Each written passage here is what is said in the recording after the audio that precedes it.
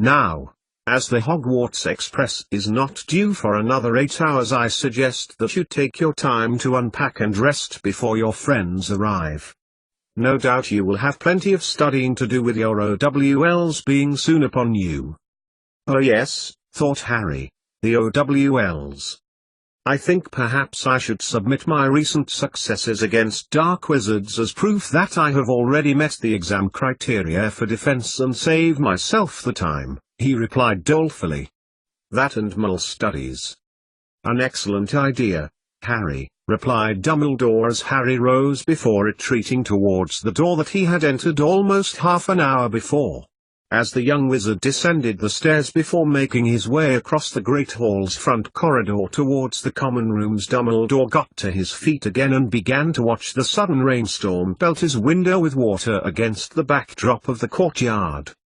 I will ensure that I make a note of that to mention to your new teacher. 88,888,888. When Sirius Black put his head close to the hearth in his father's study, the last person he had expected to see, glowing ethereally green, was the very person that he had wished to covertly espy. At first, he had been taken aback, dropping the Floo powder into the hearth and spilling the green ashes onto the Persian carpet that sat before the fireplace. Recovering quickly, he backed out of the hearth as Cecilia Frobisher blinked dreamily around her. "Cecilia!" he exclaimed, smiling in her direction as he sat cross-legged on the maroon carpet, watching as she continued to look round in a daze. "How did you manage to do that?" "Sirius." Cecilia's head flickered in the flames as she peered out into Sirius's study, viewing it from a 6 inches high through a film of green as she tried to gain her bearings. Looking at the occupant of the study, grinning at her, she smiled too. "I had some help," admitted Cecilia, hoping that the blush that she could feel flood her face was not visible to him through the emerald glow as she recalled the letter from Aloysius Lupin to Bessie. "It's very strange the first time you try it, though." Sirius nodded, shuffling forward on the carpet, frowning in her direction. "But the security dash. Apparently, because I'm a mole, I can't be traced," she added quickly, a tinge of pride in her voice. "An experimental spell," she added, trying to stem the flow of questions from her Flooey. "Oh," mused Sirius, smiling at her again. "I was under the impression you'd done something clever with science," he continued, watching her squirm a little. "But if you've used magic dash..." "It's a risk," Cecilia conceded. "But it means I can communicate again without having to wait for Remus to deliver letters for me. Including the 2 that whizzed up the chimney before I put my head under the mantelpiece," Cecilia said to herself. "I've been thinking about what you told me on Saturday, Sirius," she continued. "Not that I understand very much of it. I am planning to go to the nearest library and do some research dash." "No," Sirius returned quickly. "Cecilia, you mustn't leave the cottage, not now. Wait until someone can accompany you." Cecilia paused in her rebuttal, swallowing quickly and nodded. "That felt weird," she smiled, shaking her head now. "Like pins and needles." "Tunks wanted to know if you're well," continued Sirius as he considered the reversal of situation. "Now that was weird." "Tunks?" asked Cecilia, blinking at him questioningly. "She knows I am. Did you tell her? How is she?" "Loving every minute of being alive, apparently," muttered Sirius absently. "Her mum's getting a bit cheesed off by her not being home. She's been asking me to cover for her with Andromeda, which I have done, but she'll have to tell her eventually." So, Sirius looked back at Cecilia's head, smiling at her again. She was remarkably clever to be able to tap into the Floo network on her own. "What is it you wanted?" "To ask you about Saturday," clarified Cecilia. "How convinced are you about what you told me, because dash..." "Look, Cecilia, it was just a theory," interrupted Sirius, drawing closer to the fire. "I just wanted to know if it was scientifically possible." Cecilia nodded ethereally. "It is possible," she confirmed. "I can draft out an explanation if you'd like." Her voice trailed off as Cecilia recalled her musings on the subject the day before. I think, but Sirius cut her off. It was just an idea. Far better for you to focus your efforts on Harry's potion. And your own idea for Lupin. At the mention of the latter research, Cecilia shook her head, looking down at the ashes in the study hearth. I don't think I can, not now, she lied defensively. It was just a supposition. She looked back at Sirius beseechingly. If I were in a different position, or it was a different time, and the circumstances were not as they are. If I managed to get DNA traces for Remus, Sirius nodded sympathetically. If you wanted my help, you only have to ask. That would have been good, Cecilia admitted, hoping she sounded genuine. He has shared his condition with me, and I know he's been reserved about many of the details. She looked at Sirius again. It's dreadful to think how much pain he must be in, but I cannot get his hopes up only to disappoint him. She shook her head slowly. It was mere supposition, Sirius. I want to help him, I just don't have the means. Yet, she thought to herself. Please forget I ever mentioned anything. Especially with the way he feels about it at the moment. She paused. Did you speak to Remus? Sirius nodded. Not for long. He didn't go into details. But I got the gist. Cecilia smiled. He said Dumbledore understands. I think he feels useless enough at everything else and now does this. He's not useless, protested Cecilia in defense. He's dash. Hang on, I didn't say that, he thinks it himself. It's dash. His condition, I know, sighed Cecilia, unable to keep it to herself much longer. Sirius, I need your help. She blurted out. If I can't do this for him. I'm on my own because. But you just said. Of course I want to find a cure for Remus, Cecilia said softly, her emotions showing in the flickering of the flue flames, and I know how to do it. You need to analyze his hair. Sirius smiled again, his eyes twinkling, and Cecilia felt a sinking in her stomach, as if he could read the image that had stirred in her hindbrain. She managed to nod. 2 samples, one when he is a werewolf, one when he s. Changed. They must only be 24 hours between them, and you have the opportunity to get some. Her words hung between them, as their gaze locked for a moment. I don't think I can. But you said. Cecilia wore an expression of confusion.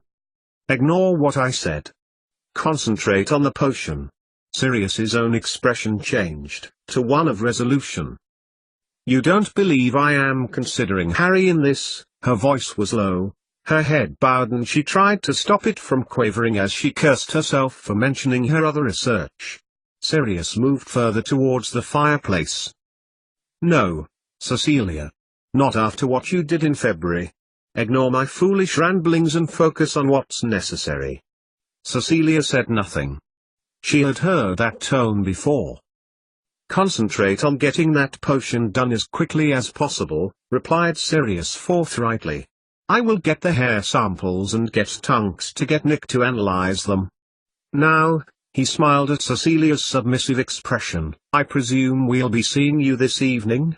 There's to be an order meeting. Remus will be conveying my resignation, she replied, thinking about the letters she had given to him to deliver and wishing she had kept hold of them a while longer. Later that afternoon, after Cecilia had said her goodbyes, echoing her surprise at the ease of her communication, Sirius made a second attempt to espy the soon-to-be Mrs. Lupin's activities. Telling himself he should cure himself of such a bad habit as he gained a tantalizingly brief view of his subject, lying full length before the fire with her books open and her hair cascading over her shoulders, Sirius was interrupted by the arrival of Mr. Lupin. Pulling his head out of the grate as he heard the familiar noises of the Order members assembling downstairs, Sirius retreated back into his father's study, picking up the Daily Prophet. Much as he liked most of the people in the Order, he didn't like the prologue to the meeting, the chatting and talking, the catching up, Molly Weasley fussing over the food-to-wizard ratio. The small talk. Far easier to slip in just before it started so as to focus on what was important. Remus Lupin turned the handle of the study before pacing across several Persian carpets that Sirius had removed from various rooms in his house relocated to his father's study. He seated himself in the second wing-back chair opposite a picture of the ministry representatives pouring into the antechamber of the ministry building below a headline New Security Laws, Latest. Sirius put down his newspaper and smiled at his friend.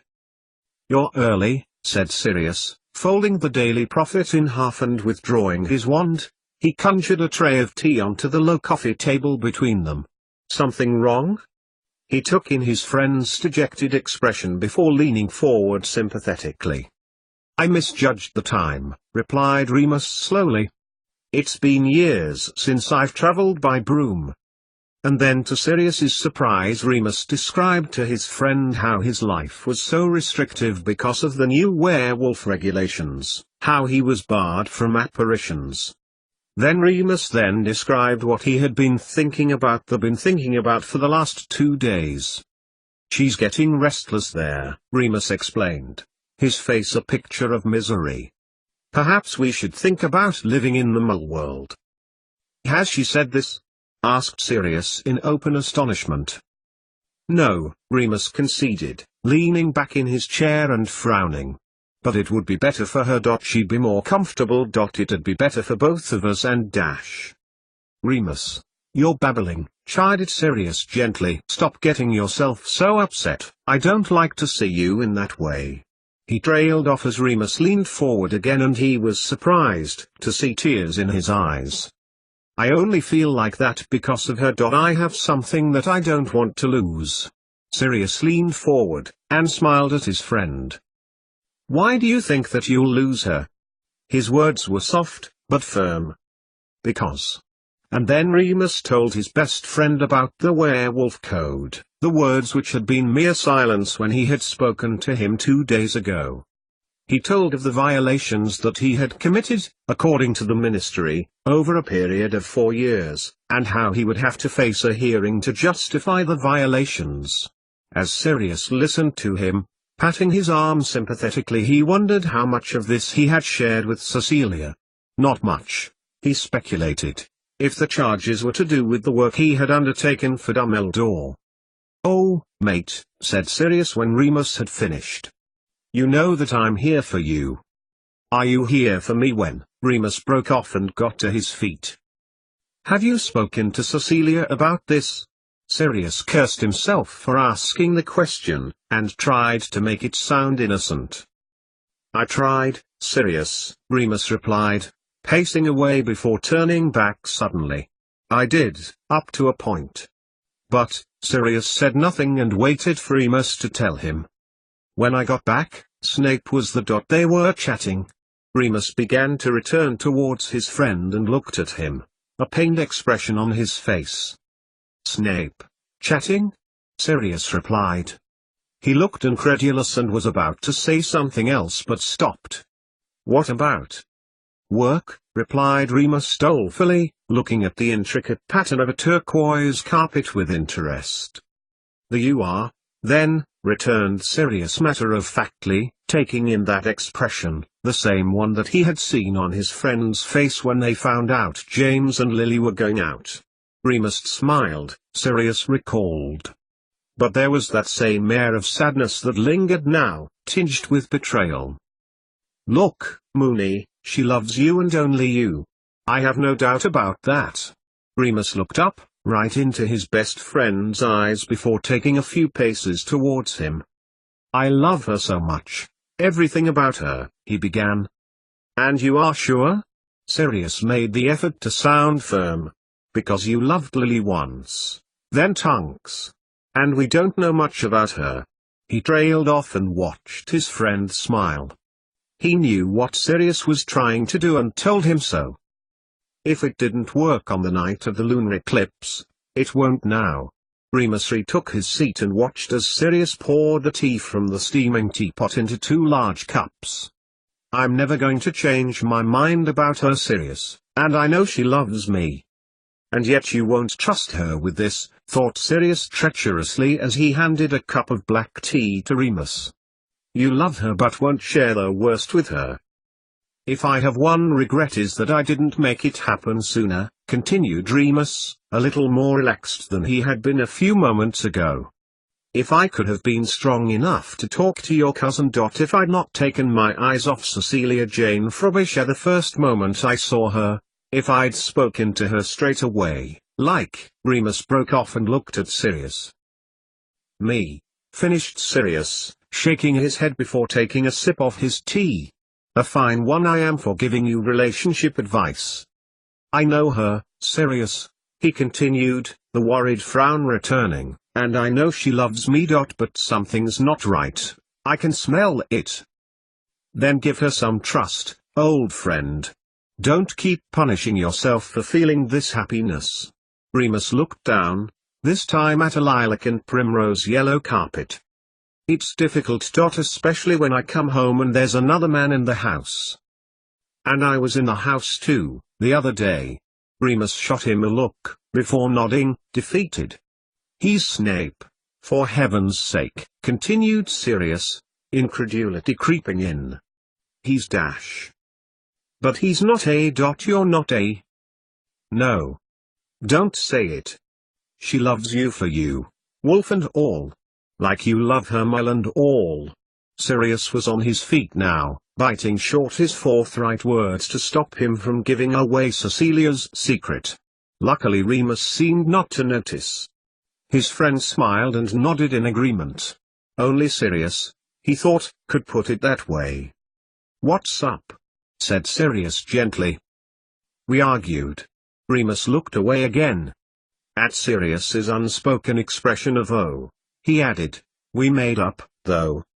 Give her some flowers, do some Moony-like things.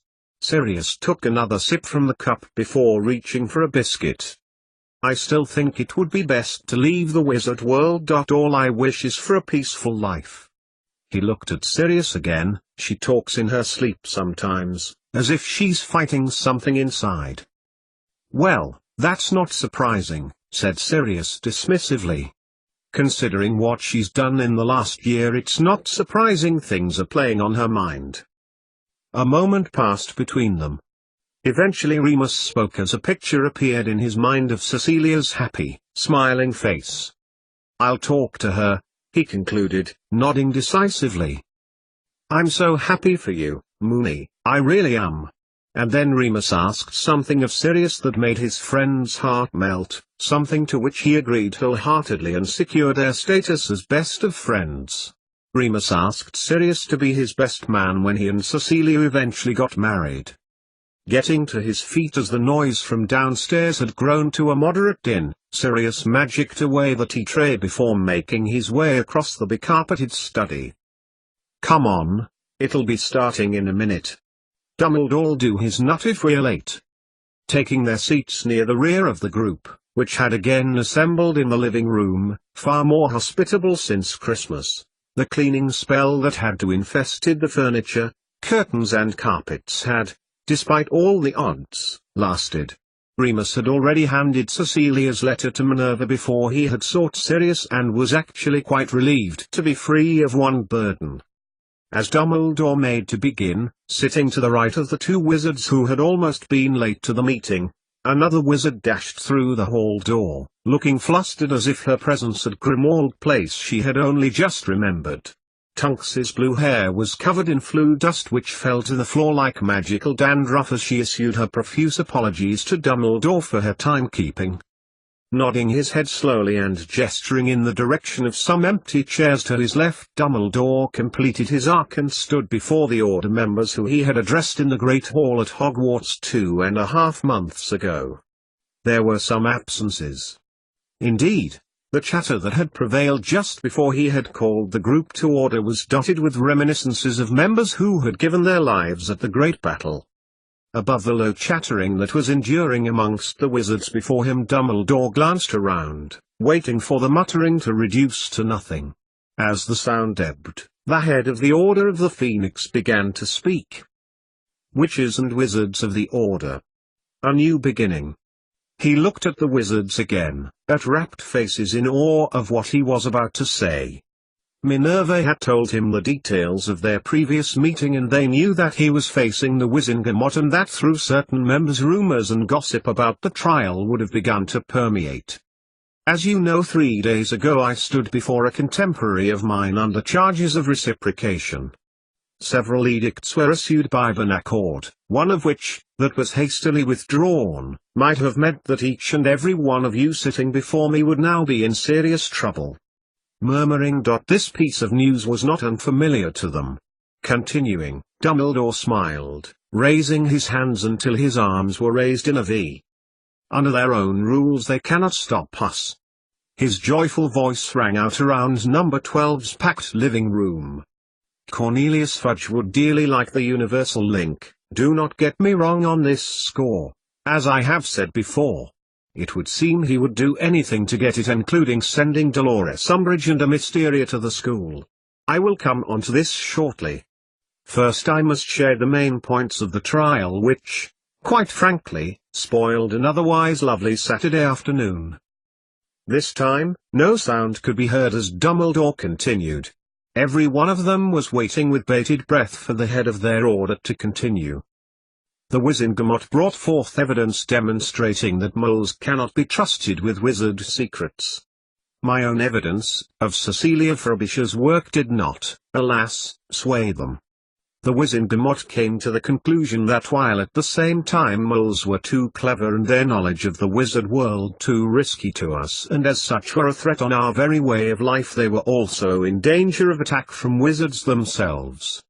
This has resulted in the heightening of security surrounding moles entering wizard communities, and to those laws where blind eyes have been turned they will be turned no longer. This includes the involvement of a mole in their school. All was silent again for a few moments until one of the order spoke. Their school? Elspeth Banks raised a hand questioningly as she looked at Dumbledore in alarm. Did my poor hearing cause me to misunderstand you, Albus? Dumbledore shook his head. It was made clear to me during the trial, Elspeth, that as Ministry taxation pays for the existence of the school that makes Hogwarts Ministry property, the Minister for Magic has appointed a school improvement witch whose job it will be to oversee the running of Hogwarts and report back to Fudge. In addition, another Ministry employee has been appointed to complete the teaching of mole studies. Dumbledore looked around the room again as a forest of hands responded to his last comments. Before I continue with further details of the Wizengamot was he there? Molly Weasley's voice rang out shrilly, though her question was not directed at Dumbledore. Instead she was looking at her husband. At the Wizengamot. Did you see Percy? A shadow of worry crossed the face of Arthur Weasley as he recalled the look of mortification that had crossed his son's face, and he gave his wife a "We'll talk about this later" look. Moody? Dumbledore looked across at the older who had raised his walking stick to indicate he wished to contribute. So, these are anti-mole laws, at last. It wasn't a question. Alastor Moody looked solemnly around the room at the other order members. The Ministry, in their wisdom, think that moles are the threat rather than Death Eaters and Voldemort. And by the time they work it out it'll be too late. Tunks's voice rang out shrilly, from her seat near the front. Many of the order stared in her direction. Her tone was one of alarm, which to many who knew her was alien to them. Minerva McGonagall got to her feet and stood next to Dumbledore, her expression drawn and her lips pursed. Voldemort was left powerless in the great battle. Had it not been for you, Albus. Minerva ignored Dumbledore's dismissive wave of the hand, following the debacle beforehand. Now he is looking for another chance to arise. Dumbledore turned to McGonagall, whose shade of green robes had toned down, as if by themselves, to match her grave demeanor, and waited for her to be seated. The Ministry, in their wisdom, has decided to dispose of the information we so kindly sent to them in February. As many of you know, the order was supposed not to exist. I designed its termination to coincide with defeating of Voldemort. This, of course, did not happen, and the consequences are that he has, though barely, survived, and as this is the case will be seeking to regain full power. Therefore I am before you to call for the resurrection of the Order, in the same form as it was before, with the same aim of defeating Voldemort. Before I call for the vote, may I draw your attention to our newest members, who offered me their services during the Easter holidays. Dumbledore looked across to the third row, where the Weasley twins were sitting, grinning widely. They got to their feet. "Friends," began George. "Romans, countrymen," added Fred, beaming at the order. There was a hiss of disapproval from behind them which sounded like Molly Weasley telling her sons to stop being idiots. "When we came to the conclusion that taking our newts would in fact not benefit our future," continued Fred unabashed, "and we started up our own business dash." "Weasley's Wizarding Wheezes," chipped in George. "Quite so," nodded Fred. "We approached Dumbledore about applying. Naturally, with our good looks and skills he accepted us." There was one or two smothered giggles from the Order members, though one or two were not laughing. Molly Weasley sat behind them, ashen-faced, Minerva McGonagall at the front, impassive, Snape, standing to Dumbledore's right, immobile. "We wish to continue with the good work that our family has done towards getting rid of Voldemort," continued George, an altogether more solemn tone, "and as upstanding citizens we will do what we can to make our family proud." As George finished, nodding solemnly around the room with Fred, a round of applause burst forth, sealing the twins' accession into the Order. "Hear, hear!" cried someone as the atmosphere grew lighter and more celebratory. Mrs. Weasley leaned forward as the twins sat down and hugged them both, a move that both Fred and George tried to shake off immediately. "Now you have heard from our newest members," summarized Dumbledore, glancing around again. "I call upon you, Order witches and wizards, to vote upon our future. Are we to continue with the Order of the Phoenix, its aim the same as it was before?" The verdict was unanimous. At Dumbledore's words every person before him had their hands raised in favor of the Order's continuation. One or two glanced around, beaming in delight, others such as Elphire Stowe and Mundungus Fletcher more reserved in their gesture. "In that case, may the Order of the Phoenix arise?" Once the clapping and cheering was over, with many wizards hugging each other and shaking hands, Dumbledore proceeded to describe to the Order the exact nature of the security laws which Fudge had alluded to during the Wizengamot trial. Slowly and reverentially, without allusion to blame, Dumbledore described the change in security. How moles would no longer be allowed to enter wizard settlements, how Umbridge would be undertaking a new role, that of an inspector, to ensure the new curriculum is adhered to and delivered correctly, with a worker from the Ministry teaching mole studies. On describing their new colleagues, Dumbledore looked at Snape and McGonagall. "A letter arrived to inform us of the decision," continued Dumbledore, as steadily as he had begun. "This was followed up, after the end of the trial, by an audit carried out by the Dolores Umbridge and Tabitha Penright yesterday, who went on to brief the staff on their failures to stick to the curriculum. As we know, school will recommence teaching on tomorrow, Wednesday. The Hogwarts Express we know left this morning, and the students will be about halfway there by now. There seem to be fewer this term returning to school, and this is something that I will be investigating in due course." "Yes, Molly? What does the Ministry hope to gain from an inspector, Dumbledore?" Molly Weasley was wringing her hands and looking alarmed. "A maintenance of quality and integrity amongst the teaching staff, and consistency in what is taught. Now dash. And the security measures? What of Moleborns?"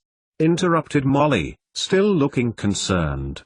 Dumbledore smiled, before embracing the whole room with his eyes. "Sturgis, can you enlighten us?" He smiled wider at Sturgis Podmore, whose job had been to draft the Security Act. As soon as Dumbledore had acknowledged his contribution, the small, stocky wizard got to his feet, bowler hat still atop his head, and he wrinkled his upper lip thoughtfully. Moles have been barred from entering any wizarding settlements unless they gain a permit and have sought prior permission in writing. This, indeed, caused trouble in Diagon yesterday. He nodded his head towards Mrs. Weasley, for mole-born witches and wizards whose parents wanted to take them shopping before Hogwarts. In addition, continued Sturgis, looking over the heads of the wizard as if reading from a large script that hung invisibly above them, also called half-breeds have been called into line with their laws being made clear to them, and any breaking of those laws are being investigated in an individual basis. The Ministry has put out several dozen warrants for arrests of those wizards who have violated the new laws already. All moles who are not in a legally binding relationship with a wizard as of Friday evening will be befuddled. At Sturgis's last sentence, uproar ascended from the seated wizards, outrage pouring from them like steam from an engine. Shouts of disbelief and indignation echoed around 12 Grimmauld Place's living room, and the din was so loud it awoke Mrs. Black in her picture frame at the top of the stairs.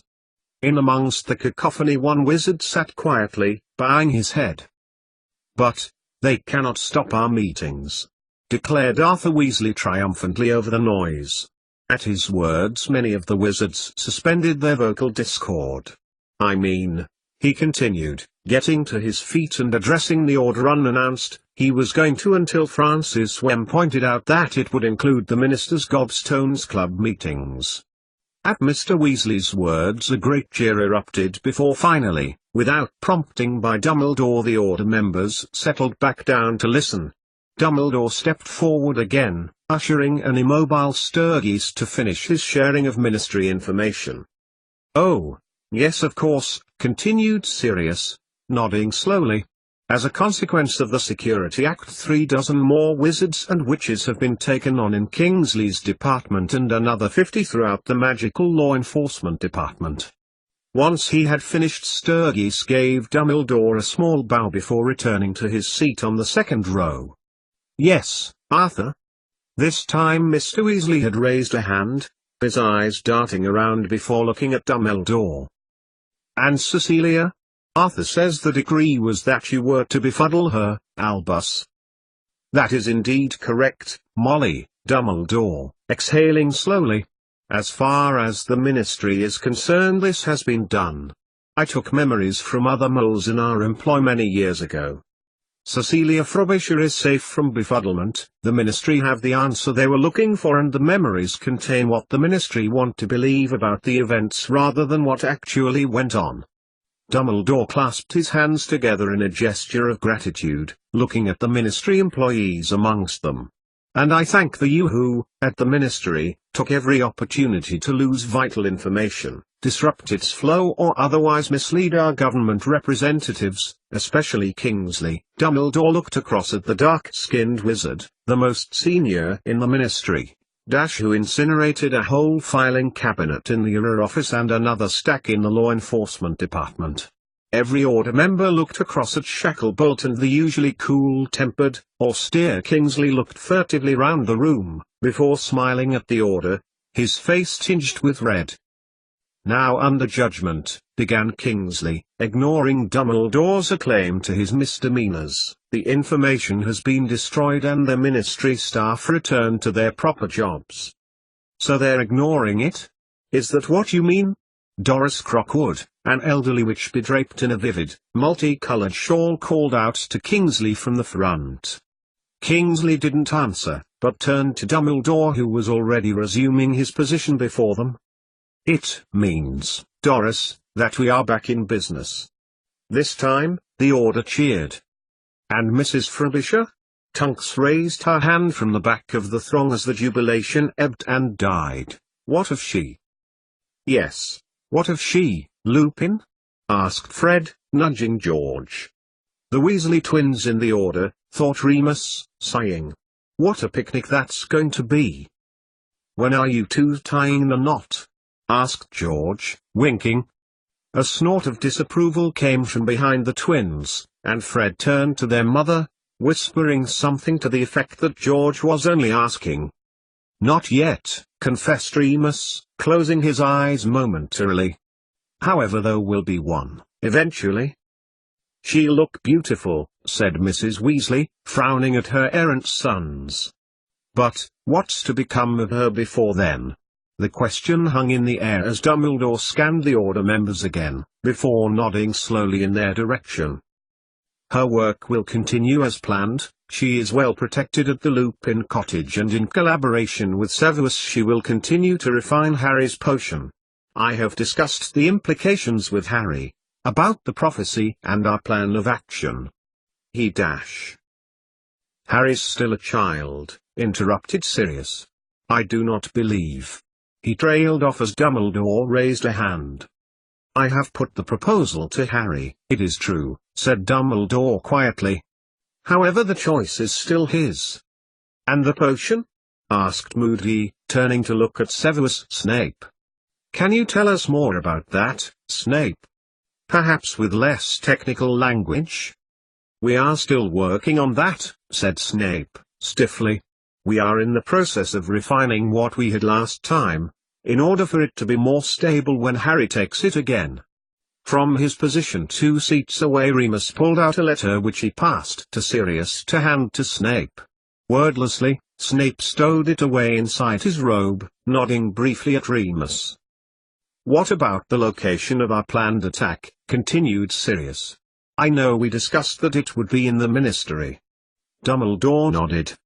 "It is the predetermined place. The Department of Mysteries is the where Voldemort even now some of the Order flinched at the name will make his attack.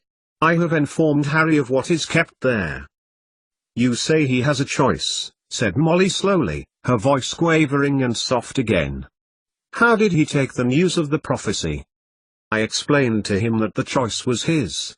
Nodding around the room, the news appeared to have satisfied many, although one or two of the Order, notably Sirius and Molly Weasley, appeared less comfortable. "Do we have news of Voldemort, Dumbledore?" Bath Bradle raised a slim hand.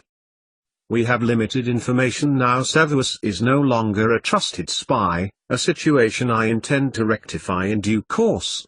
Severus's quest is to continue with the potion, and to teach, of course.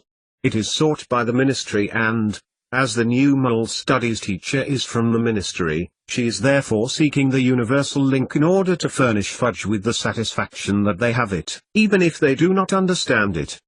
The link is vital to our plan, so it is necessary for us to endeavor that they do not find out what it is.